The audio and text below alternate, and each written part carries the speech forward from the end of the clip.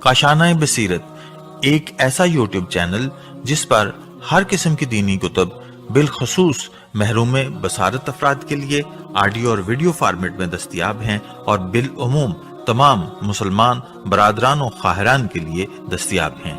इसलिए आपसे गुजारिश है कि बेल आइकन को प्रेस करके हमारे इस चैनल को जरूर सब्सक्राइब कीजिए ताकि आइंदा आने वाली हर किताब आपको बर वक्त मिलती रहे। काशाना बसीरत, काशाना बसीरत, काशाना बसीरत, काशाना बसीरत।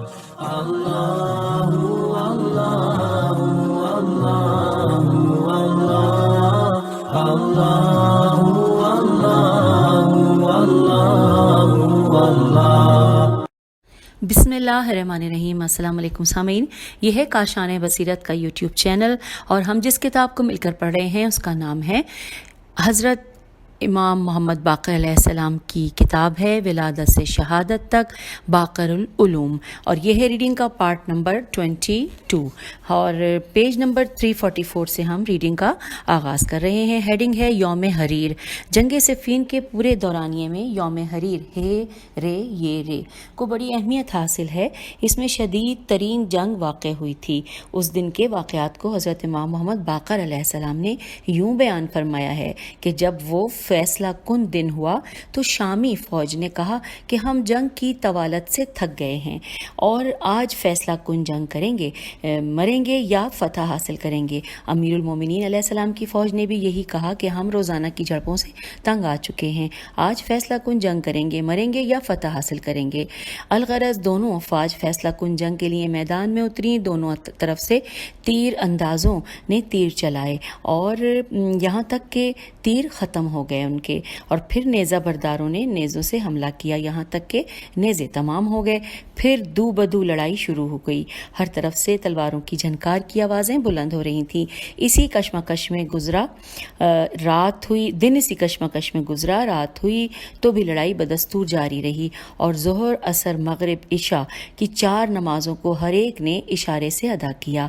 जब हज़रत इमाम मोहम्मद बाक़र अलैहिस्सलाम दास्तान सिफ़ीन के उस मकाम पर पहुँचे तो आप अलैहिस्सलाम ज़ारो क़तार रोने लगे। आप अलैहिस्सलाम इस साजिश को याद करके रोते थे जो कि इस्लाम और अमीरुल मोमिनीन हज़रत अली अलैहिस्सलाम के ख़िलाफ़ तश्कील दी गई थी। इस जंग में इंसानी तारीख़ की बदतरीन मक्कारी सामने आई। हद ये है कि मशरिक़ शनास मिस्टर राहोस मिलर रे अलिफ हे वाओ सीन ते मीम ये लामरे ने लिखा कि ये इंसानी तारीख़ की बदतरीन साजिश थी। हवाला है अल अक़ीदतुल वल शरीयत फ़िल इस्लाम, सफ़ा नंबर 190। हम किताब के पेज 345 पे आ गए हैं। इमाम अलैहिस्सलाम का लश्कर फ़तह के करीब पहुँच चुका था और मुआविया भागने की तैयारी ही कर रहा था कि उमर उल आस, अलिफ लाम ऐन अलिफ स्वाद, उमर उल आस ने वहाँ एक ऐसी चाल चली कि जिससे जंग का पांसा ही पलट गया। उसने कुरान नेज़ों पर बुलंद करवाए और शामी चीख चीख कर कहने लगे, इन्वर्टेड कॉमा के अहले इराक़, खुदा का खौफ करो, अगर हम दोनों फरीक तबाह हो गए तो रूमी, तुर्क और अहले फ़ारस हमारी औरतों और बेटियों को उठा कर ले जाएंगे। खुदा की किताब मौजूद है, इसके मुताबिक फ़ैसला करो, जंग बंद करो, इन्वर्टेड कॉमा क्लोज। उस वक्त अमीरुल मोमिनीन हज़रत अली अलैहिस्सलाम ने फरमाया कि ये शामियों की जंगी चाल है, ये लोग किताब अल्लाह का फ़ैसला मानने पर तैयार नहीं हैं, ये सिर्फ हतमी शिकस्त से बचना चाहते हैं, लिहाजा उनके दाम में मत फंसो। मगर अमीरुल मोमिनीन हज़रत अली अलैहिस्सलाम की फ़ौज में बगावत हो चुकी थी और अशस जैसे मुनाफिकीन ने तलवारें ज़मीन पर रख दी और कहने लगा, ए अली अलैहिस्सलाम, जंग बंद करें, अब हम कुरान के मुकाबले में जंग नहीं करेंगे। फिर उन लोगों ने हज़रत अली अलैहिस्सलाम को अपने घेरे में ले लिया और कहा कि आप अलैहिस्सलाम मालिक अश्तर रज़ी अल्लाह को वापस बुलाएं, वरना हम आपको कत्ल कर देंगे। हज़रत अली अलैहिस्सलाम अपनी फ़ौज के नाअहल अफराद के हाथों इतने मजबूर हुए कि आप अलैहिस्सलाम ने मजबूर होकर हज़रत मालिक अश्तर रज़ी अल्लाह को वापस बुलाया और यूँ जीती हुई जंग बेफ़ायदा होकर रह गई थी।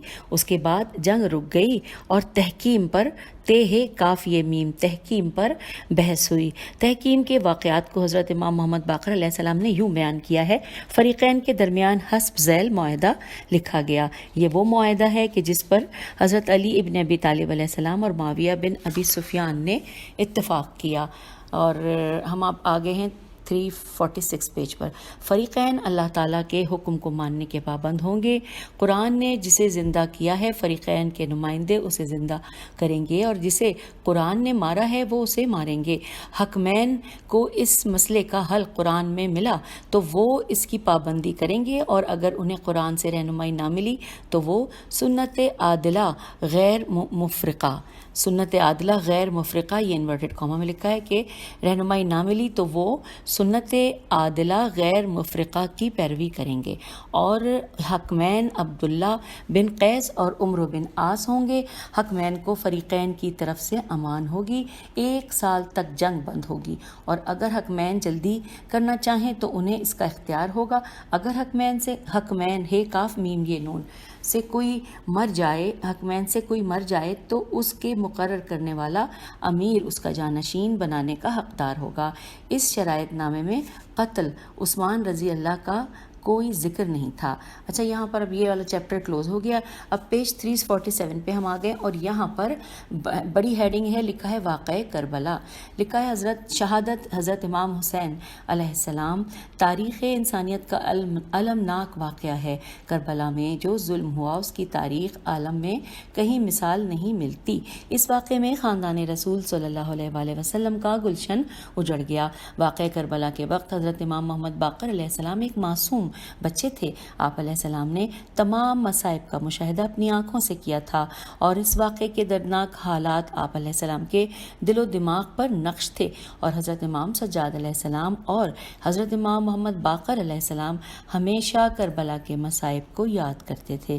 علماء اسلام ہمیشہ حضرت امام محمد باقر علیہ السلام کو کربلا کا چشمدید گواہ سمجھ کر آپ علیہ السلام سے کربلا کے واقعات کو دریافت کیا کرتے تھے، اور آپ علیہ السلام لوگوں کو اس المناک واقعے کی جزیات سے باخبر کرتے تھے۔ چنانچہ حضرت امام سجاد علیہ السلام اور حضرت امام محمد باقر علیہ السلام سے لوگوں نے اس واقعے کی روایات نقل کی، اور اس عرصے میں مقتل الحسین کے نام سے 60 کتابیں لکھی گئیں۔ اور اب نیکسٹ ہیڈنگ ہے عمار دہنی کی روایت، دال پہ پیش ہے، دال پیش ہے نون چھوٹی ہے، لکھا ہے طبری رقم دراز ہیں کہ عمار دہنی حضرت امام ابو جعفر علیہ السلام کی خدمت میں حاضر ہوا اور آپ علیہ السلام سے شہادت حسین علیہ السلام کے متعلق دریافت کیا۔ واضح رہے کہ طبری نے اس روایت کو متفرق ٹکڑوں کی شکل میں بیان کیا ہے، اور جبکہ ہم یہاں تمام ٹکڑوں کو ملا کر مکمل روایت نقل کرتے ہیں۔ روایت کے الفاظ یہ ہیں، آئیے پڑھتے ہیں کہ مجھ سے زکریا بن یحییٰ زریر نے بیان کیا، اس نے احمد بن مصبعی سے سنا جس کی کنیت ابو الولید ہے۔ اس نے کہا کہ ہم سے خالد بن یزید بن اسد بن عبداللہ القصری نے بیان کیا، اس نے کہا کہ مجھ سے عمار دہنی نے بیان کیا، اس نے کہا کہ میں نے حضرت امام محمد باقر علیہ السلام سے عرض کیا کہ آپ علیہ السلام شہادت حسین علیہ السلام اس طرح سے بیان کریں گویا میں وہاں موجود ہوں، تو آپ علیہ السلام نے فرمایا، آئیے سامعین یہ جو مولا نے فرمایا ہے اسے سننے سے پہلے میں بتا دوں ہم پیج 348 پر آ گئے ہیں، اور 348 اور 49 ساتھ ساتھ پڑھ کے پھر آگے چلیں گے۔ آپ نے فرمایا کہ معاویہ کی موت واقع ہوئی، اس وقت ولید بن عتبہ بن ابی سفیان مدینے کا والی تھا۔ اس نے حضرت امام حسین علیہ السلام کو بلایا، آپ علیہ السلام نے فرمایا مجھے وقت چاہیے، اس نے آپ علیہ السلام سے نرم سلوک کیا اور آپ علیہ السلام کو سوچنے کا وقت دیا۔ حضرت امام حسین علیہ السلام مکہ چلے گئے، اہل کوفہ اور ان کے قاصد آپ علیہ السلام کی خدمت میں حاضر ہوئے، اور انہوں نے کہا کہ ہم نے اپنے آپ کو آپ علیہ السلام کے لیے روک رکھا ہے، ہم والی کے ساتھ جمعے میں شریک نہیں ہوتے، لہٰذا آپ علیہ السلام ہمارے ہاں تشریف لائیں۔ اس وقت نعمان بن بشیر انصاری کوفے کا اس وقت حاکم تھا۔ حضرت امام حسین علیہ السلام نے اپنے ابن حضرت مسلم بن عقیل بن ابی طالب علیہ السلام سے فرمایا کہ آپ علیہ السلام کوفہ جائیں، وہاں کے حالات کا جائزہ لے کر مجھے اطلاع دیں، اگر ان کی باتیں درست ہوں تو پھر ہم ان کے پاس جائیں گے۔ حضرت مسلم علیہ السلام مکے سے مدینہ گئے اور وہاں سے 2 رہنما ساتھ لیے، اور جب صحرا میں پہنچے پہنچے تو ان کے پاس پانی ختم ہو گیا تھا اور پیاس کی وجہ سے ایک رہنما مر گیا تھا۔ حضرت مسلم علیہ السلام نے امام علیہ السلام کو خط لکھا اور سفارتکاری سے معذرت طلب کی، لیکن حضرت امام حسین علیہ السلام نے جواب دیا کہ کوفے جاؤ۔ چنانچہ حضرت مسلم علیہ السلام کوفہ چلے گئے اور وہاں ایک شخص کے ہاں قیام کیا جس کا نام ابن اوسجہ تھا۔ جب اہل کوفہ کو حضرت مسلم علیہ السلام کی آمد کا علم ہوا تو وہ حضرت مسلم کی دھڑا دھڑ بیعت کرنے لگے۔ 12,000 کوفیوں نے ان کی بیعت کی۔ یزید کا ایک بہی خواہ نعمان بن بشیر والی کوفہ کے پاس گیا اور اس نے کہا کہ تو کمزور ہے یا کمزوری دکھا رہا ہے؟ پورا شہر تیرے ہاتھ سے نکلنے والا ہے۔ نعمان نے جواب دیا کہ اطاعت خدا میں مجھے کمزور ہونا معصیت میں طاقتور ہونے سے زیادہ بہتر ہے۔ میں خدا کے پردے کو کبھی چاک نہیں کروں گا۔ اس شخص نے یزید کو خط لکھا اور نعمان کی کمزوری کو بیان کیا۔ یزید نے اپنے غلام سرجون سرجون کو بلایا اور وہ اس سے مشورہ لیا کرتا تھا اور یزید نے اس کے سامنے کوفے کے حالات بیان کیے اور مشورہ طلب کیا۔ سرجون نے جواب دیا کہ اچھا یہ بتاؤ کہ اگر معاویہ زندہ ہوتا تو کیا تو اس کے مشورے کو قبول کرتا؟ تو یزید نے اس بات میں سر ہلایا تو سرجون نے کہا کہ کوفے کے لیے صرف عبید اللہ بن زیاد ہی مناسب ہے۔ اس سے پہلے یزید ابن زیاد پر ناراض تھا اور وہ اسے بصرے کی حکومت سے معزول کرنا چاہتا تھا۔ پھر اس نے ابن زیاد کو خط لکھا کہ میں نے بصرے کے ساتھ کوفے پر بھی تجھے گورنر مقرر کیا ہے، تم فوراً کوفہ جاؤ اور مسلم بن عقیل علیہ السلام کو تلاش کر کے اسے قتل کر دو۔ ابن زیاد اپنے ساتھ بصرے کے کچھ لوگوں کو ساتھ لے کر منہ پر نقاب اوڑھ کر کوفے آیا۔ وہ جدھر سے بھی گزرتا لوگ سمجھتے کہ حسین بن علی علیہ السلام آ گئے ہیں۔ لوگ سلام کر کے کہتے فرزند رسول صلی اللہ علیہ وآلہ وسلم آپ علیہ السلام پر ہمارا سلام ہو۔ اس طرح وہ چلتا ہوا دارالامارہ تک آیا اور اس نے کوفے پر کنٹرول حاصل کر لیا۔ پھر اس نے اپنے ایک نوکر کو 3,000 درہم دیے اور کہا کہ تم مسلم بن عقیل علیہ السلام کو تلاش کرو اور اگر تم سے کوئی تمہاری حقیقت پوچھے تو کہنا میں حمص شہر کا رہنے والا ہوں اور میں نے سنا ہے کہ یہاں حسین بن علی علیہ السلام کا سفیر آیا ہے، میں یہ رقم اس کے سپرد کرنا چاہتا ہوں۔ آخر اس نے کوفے کے ایک بزرگ کا پتہ چلا لیا جو حضرت مسلم علیہ السلام کے لیے بیعت لیا کرتا تھا۔ وہ اس سے ملا اور اس نے وہ رقم اس کے حوالے کی۔ وہ اسے حضرت مسلم علیہ السلام کے پاس لے گیا جہاں اس جاسوس نے ان کی بیعت کی اور پھر اس نے ابن زیاد کو واقعات کی خبر دی۔ ابن زیاد کی آمد کے بعد حضرت مسلم علیہ السلام نے مکان تبدیل کیا اور حضرت ہانی بن عروہ رضی اللہ کے گھر رہائش اختیار کر لی۔ اسی اثنا میں حضرت مسلم علیہ السلام نے حضرت امام حسین علیہ السلام کو خط لکھا کہ کوفے کے 12,000 افراد بیعت کر چکے ہیں، لہٰذا آپ علیہ السلام مطمئن ہو کر کوفہ چلے آئیں۔ ابن زیاد نے معززین کوفہ سے کہا کہ کیا بات ہے کہ ہانی بن عروہ رضی اللہ میرے پاس نہیں آیا؟ محمد بن اشعث کچھ لوگوں کو ساتھ لے کر ہانی کے دروازے پر آیا اور کہا کہ حاکم آپ رضی اللہ کو یاد کر رہا ہے، تو آپ رضی اللہ اس کے پاس چلیں۔ اور اب ہم آگے پیج 350 اور 351 پڑھ کے آگے چلیں گے۔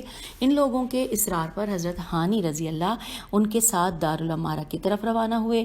عبید اللہ کے پاس پہنچے۔ شریح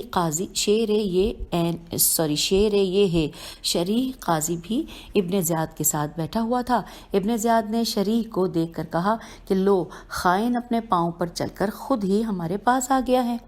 حضرت ہانی رضی اللہ نے سلام کیا تو ابن زیاد نے کہا کہ مسلم علیہ السلام کہاں ہیں؟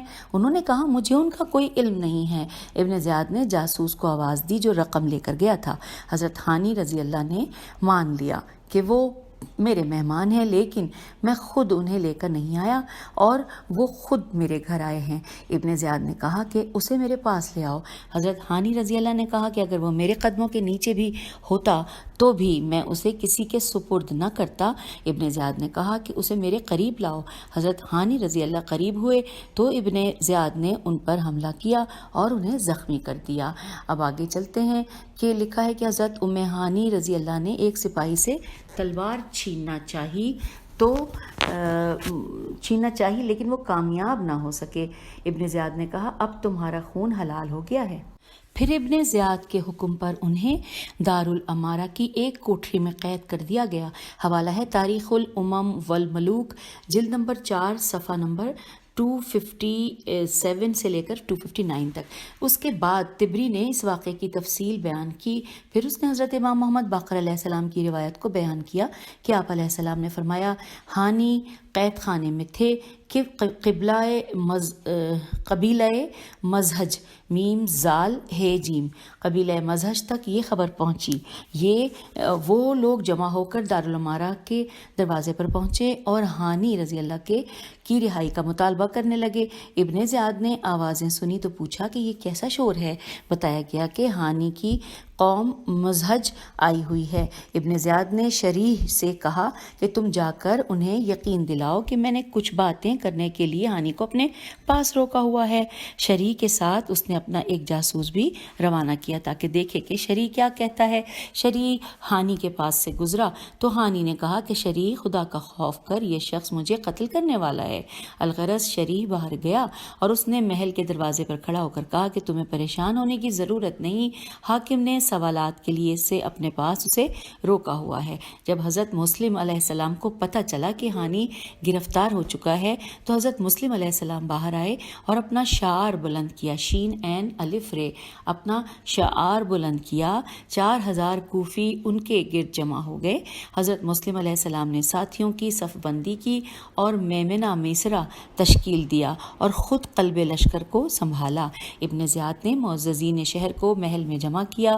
قبائل کے معززین باہر نکلتے اور اپنے قبیلے والوں سے کہتے کہ اس جنگ میں حصہ نہ لو، واپس چلے جاؤ۔ یوں حضرت مسلم علیہ السلام کے ساتھی انہیں چھوڑ کر اپنے گھروں کو کھسکتے گئے۔ شام ہونے تک ان کے ساتھ صرف 500 افراد باقی بچے تھے۔ جیسے ہی رات ہوئی تو وہ بھی چلے گئے۔ حضرت مسلم علیہ السلام کوفے کی گلیوں میں اکیلے رہ گئے۔ ایک دروازہ کھلا، دیکھا وہاں ایک عورت کھڑی تھی۔ آپ علیہ السلام نے اس سے فرمایا کنیز خدا، میں پیاسا ہوں، مجھے پانی پلا دو۔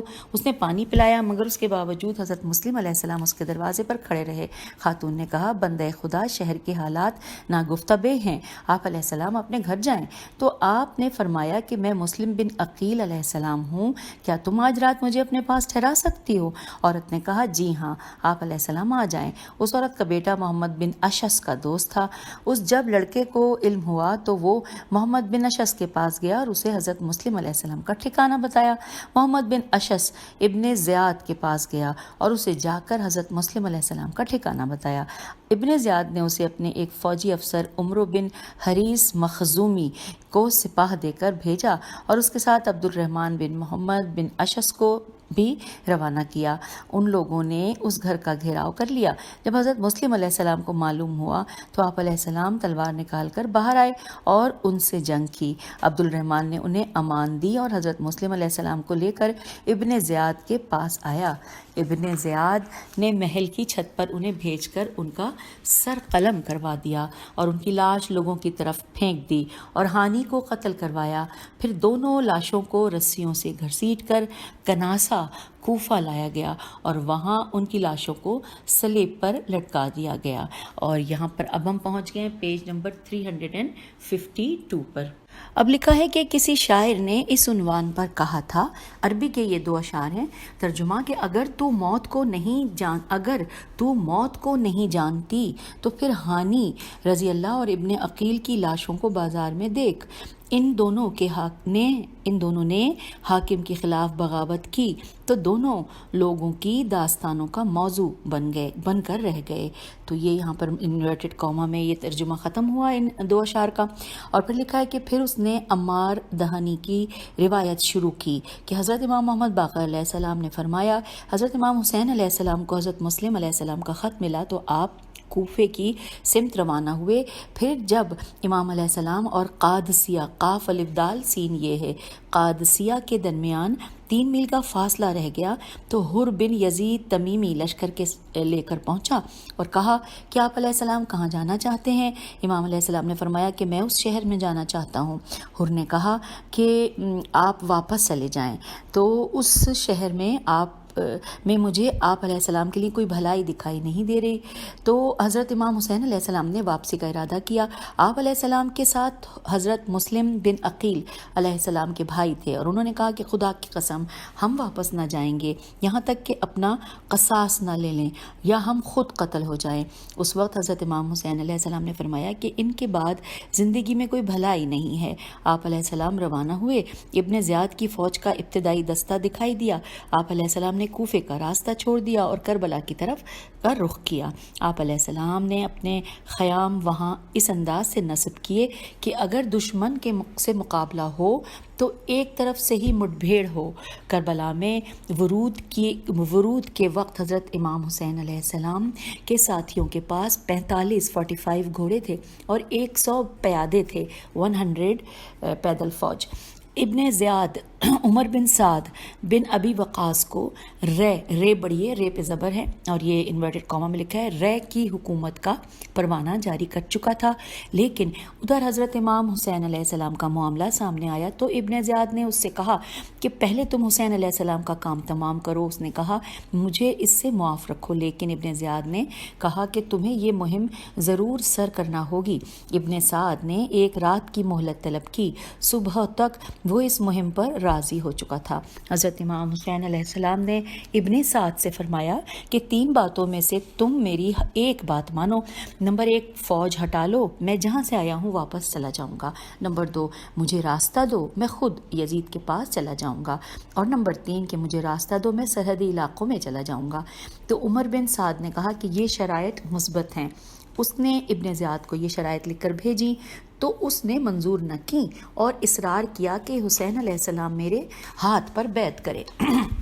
اس کے بعد جنگ ہوئی جس کے نتیجے میں بنی ہاشم علیہ السلام کے 10 جوان شہید ہوئے. حضرت امام حسین علیہ السلام نے دودھ پیتے بچے کو گود میں اٹھا رکھا تھا کہ یزیدی فوج کی طرف سے تیر آیا اور معصوم علیہ السلام آپ علیہ السلام کی آغوش میں ہی شہید ہو گیا.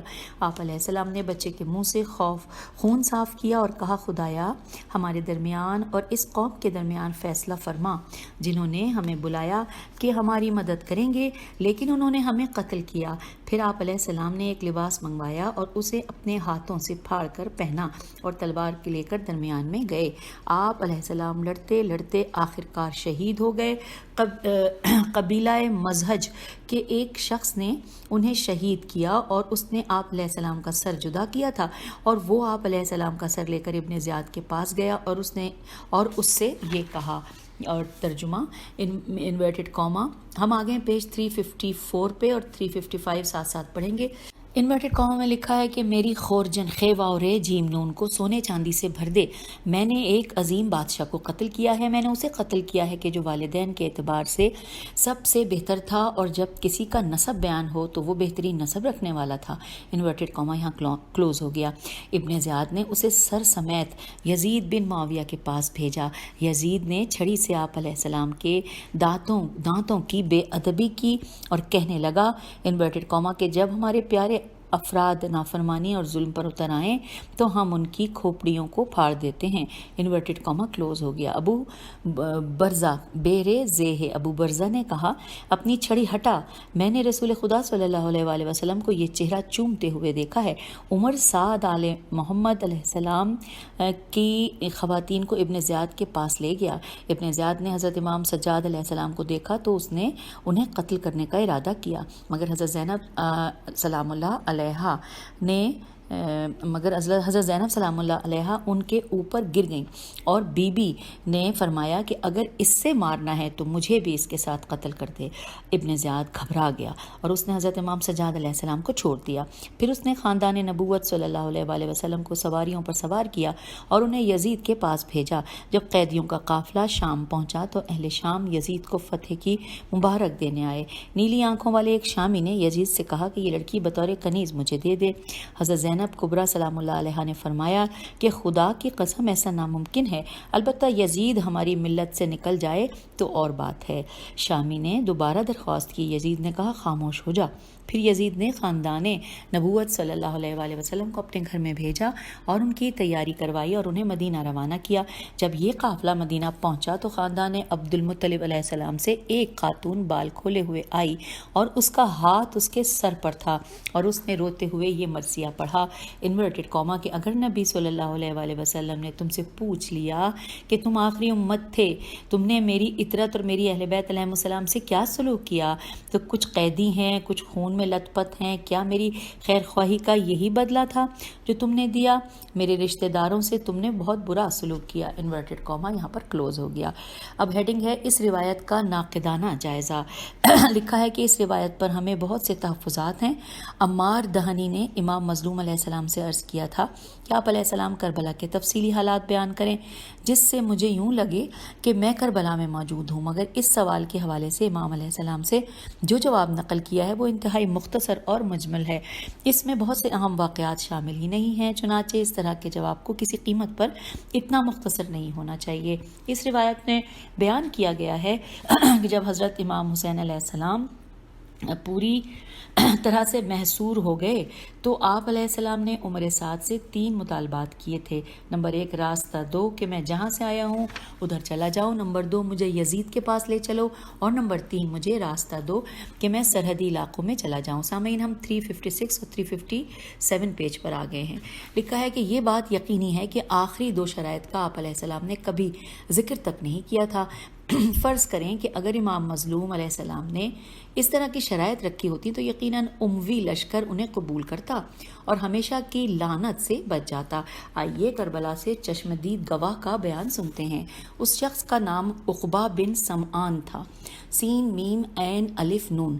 اس شخص کا نام عقبہ بن سمان ہے اور یہ وہ شخص خوش نصیب شخص ہے کہ مدینے سے مکے تک اور مکے سے کربلا تک امام حسین علیہ السلام کے قافلے میں شامل تھا۔ اس نے امام حسین علیہ السلام کی شہادت کا واقعہ اپنی آنکھوں سے مشاہدہ کیا تھا۔ عقبہ بن سمان کا بیان ہے کہ میں مدینے سے مکے تک اور مکے سے عراق تک سارے سفر میں حضرت امام حسین علیہ السلام کے ساتھ تھا۔ میں نے امام کی زبانی یہ بات کبھی نہیں سنی کہ مجھے یزید کے پاس لے چلو، وہاں میں اس کے ہاتھ پر اپنا ہاتھ رکھ دوں گا۔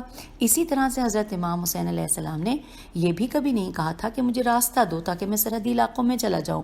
اس روایت میں اس طرح کی بے تکی باتیں بیان کی گئی ہیں جو کہ کسی بھی طور پر قابل قبول نہیں ہیں، اسی لیے حضرت امام محمد باقر علیہ السلام کی طرف اس کی نسبت دینا درست نہیں ہے۔ البتہ اگر اس روایت کو درست بھی مان لیا جائے تو اس کے لیے یہ ماننا پڑے گا کہ اس روایت میں قطع برید کی گئی ہے اور کچھ الفاظ کم کیے گئے ہیں اور کچھ الفاظ کا اضافہ کیا گیا ہے، اسی لیے اس روایت کو تسلیم نہیں کیا جا سکتا۔ اب یہاں پر ہیڈنگ آ گئی ہے کہ امام علیہ السلام کی بلند پایہ وصیتیں۔ آئیے ان وصیتوں کو مل کر پڑھتے ہیں۔ حضرت امام محمد باقر علیہ السلام سے بہت سی بلند پایہ وصیتیں منقول ہیں۔ کچھ وصیتیں اولاد کے لیے ہیں اور کچھ آپ علیہ السلام کے اصحاب کے لیے ہیں، اور آپ علیہ السلام کی ہر وصیت و نصیحت آب زر سے لکھنے کے قابل ہے۔ آپ علیہ السلام کی وصیتوں اور نصیحتوں میں اعلیٰ انسانی اقدار کے اپنانے کا حکم دیا گیا ہے۔ آپ علیہ السلام کے نصائح آداب و سلوک پر مشتمل ہیں اور انسان کو فکری انحراف سے محفوظ رکھتی ہیں۔ اب اگلی ہیڈنگ ہے اپنے فرزند امام صادق علیہ السلام کو وصیت۔ آئیے پڑھتے ہیں۔ حضرت امام محمد باقر علیہ السلام نے اپنے فرزند حضرت امام جعفر صادق علیہ السلام کا دامن قیمتی وصیتوں سے بھرا تھا۔ آپ علیہ السلام کی چند نصائح یہ ہیں۔ نمبر 1، حضرت امام محمد باقر علیہ السلام نے اپنے فرزند حضرت امام جعفر صادق علیہ السلام کو نصیحت کرتے ہوئے فرمایا کہ فرزند، اللہ تعالیٰ نے ان تین چیزوں میں مخفی رکھا ہے۔ نمبر 1، اللہ تعالیٰ نے اپنی رضا کو اپنی اطاعت میں مخفی رکھا ہے، لہٰذا کسی بھی اطاعت کو حقیر نہ سمجھنا ممکن ہے کہ اس میں خدا کی رضا ہو۔ نمبر 2، اللہ تعالیٰ نے اپنی ناراضگی کو اپنی نافرمانی میں مخفی رکھا ہے، لہٰذا نافرمانی کو کبھی بھی حقیر نہ سمجھنا، کیونکہ ممکن ہے کہ اس نافرمانی میں اللہ تعالیٰ کی ناراضگی مضمر ہو۔ نمبر 3 لکھا ہے، اللہ تعالیٰ نے اپنے اولیاء کو اپنی مخلوق میں مخفی رکھا ہے، لہٰذا خلق خدا میں سے کسی کو حقیر نہ سمجھنا۔ عین ممکن ہے کہ تم نے جسے حقیر سمجھا ہو وہ اللہ تعالیٰ کا ولی ہو۔ اور حوالہ ہے الفصول المہمہ، صفحہ نمبر 29۔ یقیناً اس وصیت میں اعلیٰ اخلاق پائے جاتے ہیں۔ اس وصیت کے ذریعے سے آپ علیہ السلام نے اللہ تعالیٰ کی اطاعت کی ترغیب دی ہے اور معصیت سے بچانے کی کوشش کی ہے، اور بنی نوع انسان کی تحقیر سے باز رکھنے کی جد و جہد کی ہے۔ دوسرے نمبر پہ مولا کی نصیحت، حضرت امام جعفر صادق علیہ السلام نے سفیان ثوری سے فرمایا کہ اے سفیان، میرے والد ماجد علیہ السلام نے مجھے 3 باتوں کی وصیت کی تھی اور مجھے 3 باتوں سے منع کیا تھا۔ میرے والد ماجد علیہ السلام نے مجھ سے فرمایا تھا، نمبر 1، اے میرے فرزند، برے شخص کے ساتھ دوستی نہ رکھنا، برے شخص سے دوستی رکھنے والا سالم نہیں رہتا، سین الف لام میم، سالم نہیں رہتا۔ نمبر 2، جو برے مقامات پر جائے گا اس پر تہمتیں لگیں گی۔ اور نمبر 3 کہ جو اپنی زبان پر قابو نہ رکھے تو اسے ندامت ہوگی۔ اور پھر آپ نے یہ اشعار پڑھے۔ آئیے اشعار پڑھنے سے پہلے بتا دوں، ہم پیج 358-59 پہ آ گئے ہیں۔ اشعار کا ترجمہ ہے انورٹڈ کاما کہ اپنی زبان کو اچھی بات کہنے کا عادی بناؤ، تمہیں اس کا بدلہ ملے گا۔ زبان کو جس بات کا عادی بناؤ گے وہ اس کی عادت اپنا لے گی۔ خیر و شر کی جو عادت اپناؤ گے وہی عادت تم میں راسخ ہو جائے گی۔ اور اب دیکھو کہ تم کس عادت کو اپنا رہے ہو۔ یہاں پر انورٹڈ کاما کلوز ہو گیا اور حوالہ ہے الخصال، صفحہ نمبر 169۔ اب اگلی ہیڈنگ ہے اپنے ایک فرزند کو وصیت۔ لکھا ہے کہ امام عالی مقام علیہ السلام نے اپنے ایک فرزند کو وصیت کرتے ہوئے فرمایا، اے میرے فرزند، جب اللہ تعالیٰ تم پر نعمت نازل کرے تو الحمدللہ کہا کرو، جب کسی معاملے میں پریشانی ہو تو لا حول ولا قوت الا باللہ کہا کرو، اور جب رزق میں تاخیر ہو تو اس وقت استغفر اللہ کہا کرو۔ اب اگلی ہیڈنگ ہے عمر بن عبدالعزیز کو وصیت۔ لکھا ہے جب عمر بن عبدالعزیز خلیفہ مقرر ہوئے تو اس نے حضرت امام محمد باقر علیہ السلام سے درخواست کی کہ آپ علیہ السلام اسے ایسی نصیحت کریں جو اس کے لیے اور اس کی مملکت کے لیے فائدہ مند ہو۔ اس کے جواب میں آپ علیہ السلام نے اسے مختصر مگر جامع ترین نصیحت فرمائی۔ آئیے اس نصیحت کا ترجمہ پڑھتے ہیں کہ میں تجھے اللہ کے تقوی کی وصیت کرتا ہوں، اور میں تجھے یہ نصیحت کرتا ہوں کہ رعیت رے این یہ تے رے پہ زبر ہے، رعیت میں جو کم عمر ہیں انہیں اپنا بیٹا تصور کرو، اور جو تیرے ہم سن ہیں انہیں اپنا بھائی سمجھو، اور جو عمر میں تم سے بڑے ہیں اپنے والد کے تصور کرو، اپنے بچوں پر رحم کرو، اپنے بھائیوں سے تعلقات بہتر بناؤ اور باپ کا ادب کرو۔ جب کوئی نیک کام کرو تو اس میں ہمیشگی اور دوام پیدا کرو اور اسے جاری رکھو۔ انورٹڈ کاما کلوز ہو گیا۔ اب آگے چلتے ہیں۔ لکھا ہے جب عمر بن عبدالعزیز نے امام علیہ السلام کی اس جامع وصیت کو سنا تو اس نے بے ساختہ کہا کہ واللہ آپ علیہ السلام نے اس مختصر وصیت میں ہر اس چیز کو جمع کر دیا ہے کہ اگر ہم اس پر عمل کریں تو اللہ تعالیٰ ہماری مدد کرے گا اور دنیا اور آخرت کی سعادت عطا کرے گا، اور جو حکمران آپ علیہ السلام کی اس نصیحت پر عمل کرے گا تو اس کا نام تاریخ کے اوراق میں آب زر سے لکھا جائے گا۔ اب اگلی ہیڈنگ ہے حضرت جابر جعفی کو وصیت۔ حضرت امام محمد باقر علیہ السلام نے اپنے شاگرد حضرت جعفر بن یزید جعفی کو عظیم وصیت کی اور اس میں آپ علیہ السلام نے تمام اعلیٰ اقدار کو جمع کیا۔ اس وصیت نامے کا کچھ حصہ یہ ہے۔ اچھا سامعین، یہ جو وصیت نامہ ہے یہ پیج 360 پر بھی ہے، 361 پر بھی ہے اور 362 پر بھی ہے۔ 362 میں بالکل آخر میں جا کے یہ ختم ہوا ہے۔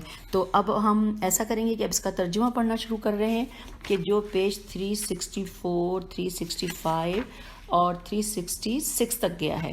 اور اب آئیے اس کے پڑھنے کا آغاز کرتے ہیں۔ انورٹڈ کاما، اے جابر رضی اللہ، میں تمہیں 5 باتوں کی وضاحت کرتا ہوں۔ 1، اگر تم پر کوئی ظلم کرے تو اس پر بدلے میں ظلم نہ کرنا۔ 2، اگر لوگ تجھ سے خیانت کریں تو تم خیانت نہ کرنا۔ 3، اگر تمہیں جھٹلایا جائے تو غصہ نہ کرنا۔ 4، اگر تمہاری تعریف کی جائے تو اس پر خوش نہ ہونا۔ 5، اگر تمہاری مذمت کی جائے تو پریشان نہ ہونا۔ سوچو کہ تمہارے بارے میں کیا کہا گیا ہے، تو جو کچھ تمہارے بارے میں کہا گیا ہے اگر وہ باتیں تمہارے اندر موجود ہوں تو خدا سے معافی مانگو، اس لیے کہ لوگوں کی نظر میں گرنا اتنا نقصان دہ نہیں ہے جتنا کہ خدا کی نظر میں گرنا نقصان دہ ہے، اور اگر وہ باتیں تمہارے اندر نہ ہوں تو تمہیں مفت کا ثواب حاصل ہوگا جس پر تم نے محنت نہ کی ہوگی۔ یاد رکھو کہ تم ہمارے دوست تب تک نہیں بن سکتے جب تک کہ لوگ تمہارے متعلق یہ کہیں کہ تو برا انسان ہے، تو ان باتوں سے تو غمگین نہ ہو، اور اگر شہر کے لوگ یہ کہیں کہ تو بڑا نیک انسان ہے تو اس تعریف پر تم خوشیاں نہ مناؤ، اس کے بجائے اپنی زندگی کو قرآن کے آئینے میں دیکھو۔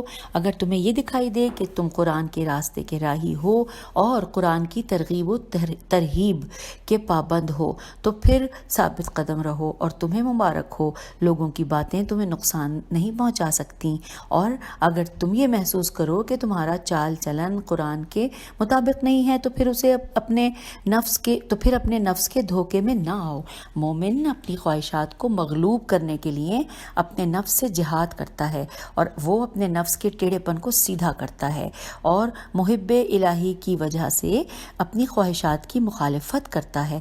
بعض اوقات وہ نفس سے مغلوب ہو جاتا ہے اور خواہشات کی پیروی کرنے لگتا ہے، خدا اسے سوچنے کی مہلت دیتا ہے، وہ سوچنے لگتا ہے، اللہ تعالیٰ اس کی غلطی کو معاف کرتا ہے، وہ نصیحت قبول کر لیتا ہے اور توبہ استغفار کی طرف رخ کرتا ہے، اس کی بصیرت و معرفت میں اضافہ ہو جاتا ہے اور اس میں خوف خدا کا اضافہ ہو جاتا ہے۔ اللہ تعالیٰ کا فرمان ہے انورٹڈ کاما کہ بے شک جو اہل تقوی ہیں انہیں جب کبھی شیطان کی طرف سے کسی خطرے کا احساس ہوتا ہے تو وہ چوکنے ہو جاتے ہیں اور انہیں اس وقت سوجھ بوجھ آ جاتی ہے۔ اے جابر، بڑا مقام شکر حاصل کرنے کے لیے تھوڑے رزق کو اپنے لیے زیادہ تصور کرو، اور اپنے نفس کو متعون میم توئے عین واو نون کرنے کے لیے، متعاون کرنے کے لیے، یا متعون، اب میں اس کو صحیح ادا نہیں کر سکی ہوں کیونکہ میں نے یہ فرسٹ ٹائم لفظ سنا ہے، کرنے کے لیے اپنی زیادہ اطاعت کو بھی کم سمجھو، اور موجود شر کو اپنے موجود علم سے دور کرو، اور موجودہ علم کو خالص عمل کے لیے استعمال کرو۔ خالص عمل کے حصول کے لیے بیداری کی شدت کو وسیلہ بنا کر عظیم غفلت سے دور رہو، اور سچے خوف سے زیادہ بیداری کو حاصل کرو، اور موجودہ زندگی کو غنیمت جان کر اسے زیب و زینت میں نہ گزارو، اور عقل سے رہنمائی حاصل کر کے خواہشات کے حملوں سے بچو، اور علم سے رہنمائی حاصل کر کے خواہشات کے غلبے کے وقت توقف اختیار کرو، اور خالص عمل کو روز جزا تک باقی رکھو، اور حرص سے دور رہ کر قناعت کی سرزمین پر ڈیرا ڈالو، اور قناعت کی برکتوں سے حرص کے حملوں کا مقابلہ کرو، اور لوگوں سے مایوسی کے ذریعے سے طمع کے اسباب کو کاٹ ڈالو، اور امیدوں کو مختصر کرو، اس سے تمہیں زہد کی مٹھاس حاصل ہوگی، اور معرفت نفس کے ذریعے سے خود پسندی کے تمام راستے بند کر دو، اور معاملات کو خدا کے سپرد کر کے راحت نفس حاصل کرو۔ دل کو اطمینان دے کر بدن کی راحت طلب کرو، اور دل کی راحت قلت خطا میں مضمر ہے، اور یہ پتہ نہیں لام پہ تشدید تو نہیں تھی، راحت قاف لام تے اور زیر اور خطا میں مضمر ہے، اور تنہائی کے لمحات میں کثرت ذکر کو وسیلہ بنا کر دل کو راحت پہنچاؤ، خوف خدا میں مغموم رہ کر دل کو منور کرو، اور سچے خوف خدا کو ذریعہ بنا کر ابلیس سے بچو۔ خبردار، جھوٹی امیدوں سے بچو، اس سے تم خوف کے شکنجے میں پھنس جاؤ گے، اور سچ کا ساتھی بن کر اپنے اعمال کو خدا کے لیے مزین کرو۔ موت کو ہمیشہ مد نظر رکھو، اور آج اور کل کے چکر میں مت پڑو، یہ ایک گہرا سمندر ہے جس میں ہلاک شدگان ڈوبا کرتے ہیں۔ غفلت سے بچو، اس سے دل میں سختی پیدا ہوتی ہے۔ ضروری کام جن کے لیے تم عذر نہیں کر سکتے ان میں سستی نہ کرو، اس طرح سے ندامت حاصل ہوتی ہے۔ شدید ندامت کے ذریعے سے سابقہ گناہوں کی معافی طلب کرو، اور اس کے لیے کثرت سے استغفار کرو، بارگاہ احدیت میں رجوع کر کے رحمت اور بخشش کے طلبگار بنو، اور حسن رجوع کے لیے خالص دعا اور تاریکی میں کی جانے والی مناجات ضروری ہیں۔ تھوڑے رزق کو زیادہ سمجھ کر شکر کا عظیم مقام حاصل کرو اور اپنی عطاعت کو قلیل تصور کرو، اور شکر کی کثرت سے نعمات کا اضافہ چاہو، اور جب تمہیں نعمات کے زوال کا اندیشہ ہو تو اس سے تمہیں شکر کی توفیق حاصل ہوگی۔ طمع کو مار کر ابدی عزت حاصل کرو۔ لوگوں سے مایوس ہونا عزت ہے، اور اس عزت سے طمع کی ذلت کا علاج ممکن ہے، اور بلند نظری سے مایوسی کی عزت حاصل کرو، اور امیدوں کو مختصر کر کے دنیا سے زیادہ راہ بناؤ، اور موقع کو غنیمت جان کر فائدہ حاصل کرو۔ خبردار، غیر ثقہ فرد پر کبھی بھروسہ نہ کرو، اور شر بھی غذا کی طرح سے مؤثر ہوتا ہے۔ تمہیں علم ہونا چاہیے کہ سلامتی طلب کرنے کے مانند کوئی علم نہیں ہے، اور سلامتی دل کی مانند اور سلامتی نہیں ہے، اور خوف کسی فعل سے روک دے۔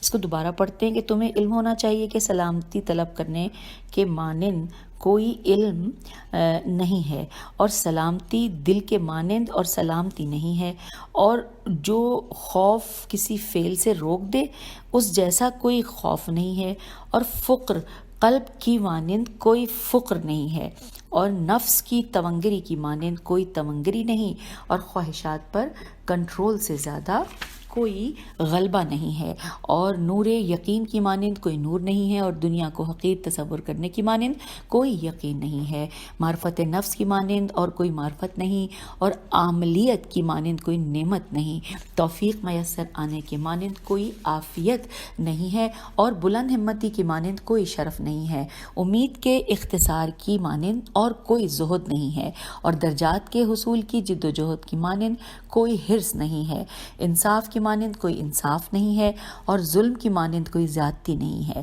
اور خواہشات کی موافقت کی مانند اور کوئی ظلم نہیں ہے، اور فرائض کی ادائیگی کی مانند کوئی اطاعت نہیں ہے، اور حزن کی مانند کوئی خوف نہیں ہے، اور بے عقلی جیسی کوئی مصیبت نہیں ہے، اور قلب یقین کی مانند کوئی بے عقلی نہیں ہے، اور عدم خوف کی مانند کوئی قلت یقین نہیں ہے، اور قلت یقین نہیں ہے، گناہ کو حقیر سمجھنے سے بڑھ کر اور کوئی مصیبت نہیں ہے، جہاد کی مانند کوئی فضیلت نہیں ہے، اور خواہشات سے جہاد کی مانند کوئی جہاد نہیں ہے، اور غصے کو کنٹرول کرنے کی مانند اور کوئی قوت نہیں ہے، اور جب بقا کی مانند اور کوئی معصیت نہیں ہے، نہیں لکھا ہے، اور حب بقا کی مانند کوئی معصیت نہیں ہے، طمع کی ذلت جیسی کوئی ذلت نہیں ہے۔ خبردار، موقع ملنے کے وقت کبھی کوتاہی نہ کرنا، یہ ایسا میدان ہے جہاں لوگوں کو خسارہ ملا کرتا ہے۔